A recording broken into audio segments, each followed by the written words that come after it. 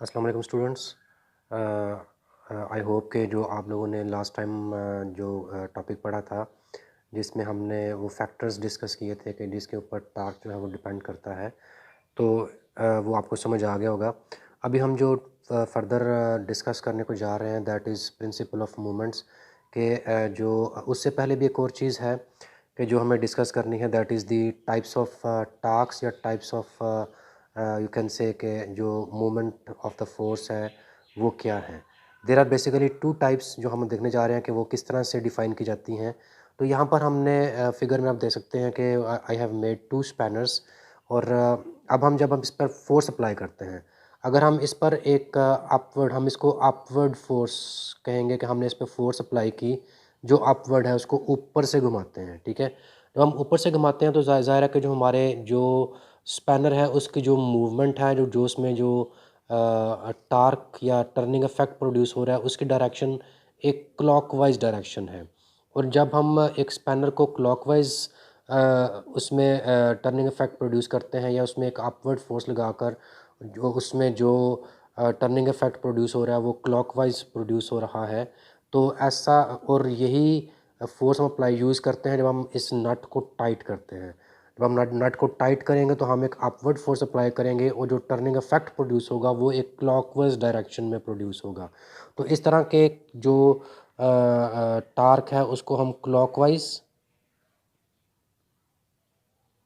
Movement बोलते हैं। और इसी तरह से जब हम एक वही स्पैनर है, जब हम इसको नट को लूज़ करते हैं, जब हमने नट को लूज़ करना होता है तो इसको हम जो इसको घुमाने की डायरेक्शन है वो इस डायरेक्शन में होती है जो कि एंटी क्लॉकवाइज होती है, और हम जो फोर्स है वो डाउनवर्ड अप्लाई करते हैं, इसको नीचे को प्रेस करते हैं जिससे ये जो नट है ये ओपन होता है, लेकिन जो टर्निंग इफेक्ट प्रोड्यूस होता है वो उसकी जो डायरेक्शन है वो एंटी क्लॉकवाइज जो है वो होती है। तो इस तरह से जो यहाँ पर जो टार्क प्रोड्यूस होगा वो एक एंटी क्लॉकवाइज मूवमेंट या एंटी क्लॉकवाइज टार्क प्रोड्यूस होगा। तो इस तरह से हम देख सकते हैं कि जो टार्क्स हैं वो दो टाइप्स के हैं, क्लॉकवाइज मूवमेंट या एंटी क्लॉकवाइज मूवमेंट। मैं इसको रिपीट कर देता हूँ ताकि आप लोगों को ये बात ज़हन नशीन हो जाए कि जब हम इस नट को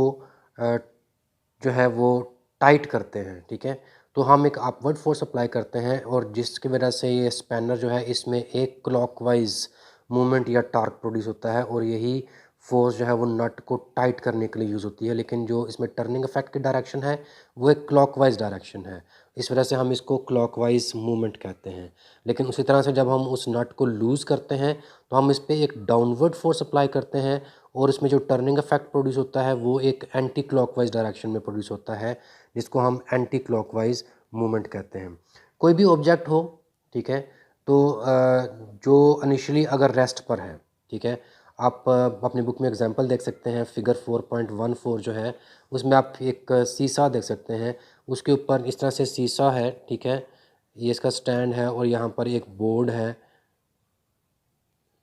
वी कैन सी इफ़ अगर कोई जो पर्सन है वो यहाँ पर है बैठा हुआ, ठीक है, और एक पर्सन जो है वो यहाँ पर बैठा हुआ है, एंड दिस सीसा इज़ नॉट मूविंग, ये बिल्कुल बैलेंस में है, ठीक है। इसका क्या मतलब है, अगर ये बैलेंस में, इसका मतलब ये है कि जो इस पर तमाम टास्क जो मौजूद हैं, जो चाहे वो एंटी क्लॉकवाइज हों चाहे वो क्लॉकवाइज टास्क हों, वो इस वक्त इस उनके जो वो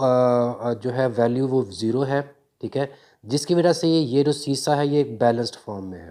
राइट। तो इसको हम क्या कहते हैं कि जब किसी भी ऑब्जेक्ट के ऊपर अगर वो ऑब्जेक्ट जो है वो बिल्कुल एक स्टिल हालत में है, वो मूव नहीं कर रहा, वो रोटेट नहीं कर रहा, तो इसका क्या मतलब है कि इसका मतलब है कि उस पर जो जितने भी क्लॉकवाइज मूवमेंट्स हैं they are being balanced by all the anti clockwise movements, जिसकी वजह से वो ऑब्जेक्ट जो है वो मूव नहीं कर रहा। वो वी कैन से कि वो जो क्लॉकवाइज मूवमेंट्स हैं वो एंटी क्लॉकवाइज मूवमेंट्स को जो है वो बैलेंस कर रहे हैं, जिसकी वजह से वो जो शीशा है वो बिल्कुल मूव नहीं करता। तो इसको क्या बोलते हैं, इसको हम प्रिंसिपल ऑफ मूवमेंट्स बोलते हैं। इसकी डेफिनेशन क्या है कि a body is balanced if the sum of clockwise movements acting on the body is equal to the sum of anti clockwise movements acting on it. Means के जो sum of clockwise movements है that is balanced by sum of anti clockwise movements, जिसकी वजह से ये सीसा जो है वो एक बैलेंस्ड फॉर्म में है और ये ऊपर या इसमें एंटी क्लॉकवाइज या क्लॉकवाइज टॉर्क प्रोड्यूस नहीं हो रहा।